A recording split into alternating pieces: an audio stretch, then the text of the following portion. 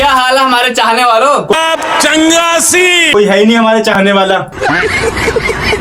कोई बात नहीं, बन जाएंगे धीरे धीरे। खाओ माँ कसम। जब भी मुझे ऐसा लगता है कि इंस्टाग्राम की सारी बदमाशी खत्म हो चुकी है, इंस्टाग्राम के सारे बदमाश अब सुधर चुके हैं, लेकिन फिर मेरे फीड में कोई ऐसा बदमाश टपक जाता है जिसे देखकर मैं बहुत ज्यादा हैरान हो जाता हूँ। और उनमें से एक बदमाश है ये। वो कापरी होएगी आपकी, देख कर चढ़ाई अपने बाप की। इसकी तरक्की देख के रूह तो कांपती होगी सभी की। अबे 400 रुपए झाड़ी मारने वाले गवार, आखिर तूने कौन सी तरक्की कर दी? जरा हमें भी तो बता दे थोड़ी सी तरक्की अपनी। मैं नहीं बताऊंगा। 5000 रुपए इकट्ठा करके अपने नंगी दीवारों पर पैंट पुताई तो करवाई जानी नहीं तुझ पे, लेकिन इंस्टाग्राम पे फुल हवाबाजी दिखा रहा है। ये बड़ी अच्छी बात कही है। इसलिए भाई ये हवाबाजी में कुछ नहीं रखा, कुछ काम धंधा कर ले और थोड़े पैसे कमा ले, और भाई अपने घर की नंगी दीवारों पर पहले पुताई और प्लस्तर करवा ले, फिर आके हमें ज्ञान दे लियो। ऐसे ज्ञान देने से कुछ नहीं रखा भाई। ठीक है समझ गया। सबसे पहले तू एक काम करियो, दुकान पे जाइए और वहाँ से एक टूथपेस्ट खरीदियो, और उसके बाद अपने घर पे आइए और अपने आके सस्ते दांत मांजियो, और दांत मांजने के बाद अपनी सस्ती हवाबाजी स्टार्ट करियो, जब तो थोड़ा अच्छा भी लगेगा। मस्त प्लान है। लोग मुझसे मिलने के लिए तरसेंगे, मुझे इस कदर समुंदर में उतरना है। सही बात है, समुद्र में उतरने के बाद लोग इसे मिलने के लिए तरसेंगे। क्योंकि भाई समुंदर इतना विशाल है, अगर ये गलती से समुंदर में उतर गया तो भाई ये मच्छर तो कहीं से कहीं तक नहीं दिखेगा।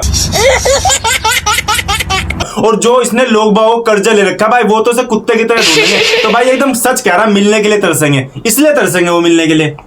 मैं तो कुछ और ही समझ रहा था। खैर ऋतिक ये बात छोड़, देखते हैं आगे ये क्या कह रहा है। लोग मुझसे मिलने के लिए तरसेंगे, मुझे इस कदर समुंदर में उतरना है। और ये पढ़ाई लिखाई काम धंधे सिर्फ मैं अपने घर वालों की वजह से कर रहा हूँ, काम तो मुझे 2 नंबर का ही करना। ओफो, 2 नंबर का काम करने के लिए कह रहा है भाई। अरे भाई ये 2 नंबर का काम वो हगने मूतने वाला कह रहा है, समुद्र के किनारे जाके हगेगा मूतेगा। अच्छा, वो वाला 2 नंबर कह रहा है। मैं तो कुछ और समझा था, वो वाला बंदूक वाला 2 नंबर वाला। अबे इसकी शक्ल देख के तो ये लग रहा है बंदूक सप्लाई कर पाएगा, एक चाटे में 4 चक्कर खाए पड़ेगा। तू कह रहा है बंदूक सप्लाई करे, कहाँ से बंदूक सप्लाई करने वाला दिख रहा कर रहा है? लग तो जेब कतरा रहा है मुझे। चलो भाई, ये काम तो बहुत अच्छा करा इसने, हगने मुतने वाला 2 नंबर का काम करने की सोचा है। अगर भाई जो वैसे काम करता ना 2 नंबर उल्टे सीधे काम आप समझ सकते हो, तो भाई इसके पिछवाड़े पे बेल्ट ही बेल्ट पड़ती और इसका हाल बहुत बुरा होने वाला था, लेकिन इसने हगने मुतने वाला काम सोच के बहुत अच्छा करा अपने लिए। लोग मुझसे मिलने के लिए तरसेंगे। अरे भाई तू मुझे एक बात बता, तू हर बात में ये कह रहा है कि लोग मुझसे मिलने के लिए तरसेंगे, मुझसे मिलने के लिए आगे तुझसे मिलने के लिए क्यों तरसेंगे? भाई मैं बताता हूँ क्यों तरसेंगे। अबे जल्दी बोल, कल सुबह पनवेल निकलना है। मान ले अब ये 2 नंबर का काम कर रहा है, हगने मूतने वाला। किसी के पेट में हो रहा है दर्द और भाई उसे ढूंढ रही है अच्छी सी लोकेशन, वो भी लैट्रिन करने की, तो वो किससे पूछेगा? इससे पूछेगा। इसलिए कह रहा है मुझसे मिलने के तरसोगे, मिलने के तरसोगे।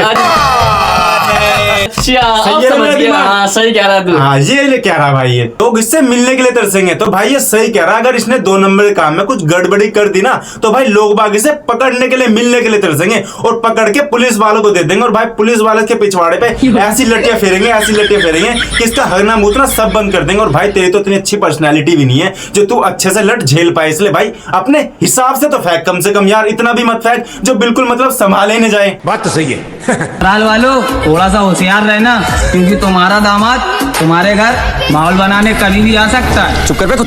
तो आपने इंटरनेट पे ऐसी बहुत सारी वीडियो देखी होंगी जिसमें एक लड़का अपनी गर्लफ्रेंड के घर पे मिलने के लिए जाता है, वो अचानक से पकड़ा जाता है, उसके बाद उसकी ऐसी कुटाई होती है। उनमें से एक लड़का ये है। अगर भाई ऐसे बंदे को नीले ड्रम में पैक कर दिया भी जाए तो भाई क्या आपत्ति है? अगर आपको आपत्ति नहीं है तो आप कमेंट में हरा दिल भेजो, और आप जब तक हरा दिल भेजोगे हम इतने इसकी चमन की दोबारा बात सुनते हैं, आखिर बोल क्या रहा है। कराल वालों थोड़ा सा होशियार रहना, क्योंकि तुम्हारा दामाद तुम्हारे घर माहौल बनाने कभी भी आ सकता है। भाई ये बात तो मैं इसकी मानूंगा, इसके ससुराल में जाने से पूरे ससुराल में माहौल बन जाएगा, बल्कि ससुराल में क्या माहौल बनेगा यार, पूरे गांव में माहौल बनेगा। इसके मुंह पे कालिक पोत के, इसके गले में चप्पलों की माला पहना के, इसे गधे पर बैठा के पूरे गांव में घुमाया जाएगा, तो भाई नाम तो फेमस हो गई इस बंदे का। क्योंकि भाई आप इस खुद 2.5 लिख दोगे, इससे ज्यादा मोलिए क्या ही बना सकता है। और भाई इस बंदे की पर्सनैलिटी तो देख, जिस बुलेट पे बैठा है, अगर इस बुलेट की इसने गलती से किक मार दी तो भाई किक की उल्टी से बैक आ गई तो भाई उछल के 2 बिल्डिंग पे जाके पड़ेगा। इसलिए भाई अगर इसे अपने ससुराल में माहौल बनाना है तो भाई पिट के माहौल बना सकता है ये। हाँ, और कुछ तो कर ही नहीं सकता। बस मेरी जान, अगर तुझे कोई मिल जाए शहजादा, तुझे खुशी खुशी यहाँ कर देना जाने मन, क्योंकि हम जैसे गुनहगार के साथ तुझे इक्स कम और रिक्स ज्यादा मिलेगा। गुनहगार बियर लाइसेंस की बाइक चलाने को अपने आप को गुनहगार समझता है? ऐसे तो यार मैं भी बहुत बड़ा गुनहगार हूँ। अगर खूबसूरत होना गुनहगार है तो लटका दो मुझे सूली पर। किसने बोला तू खूबसूरत है? बहुत सारे लोगों ने बोला। किसने बोला? मेरी मम्मी ने। और जब कल मैं टेलर के घर पे गया ना कपड़े लेने, तो भाई उसने मुझे बोला आप तो बिल्कुल ऋतिक रोशन जैसे लगते हो। जी मेरे कद्दू लगता है ऋतिक रोशन जैसा। और मेरा तो नाम भी ऋतिक ही है। जी मेरे कद्दू है।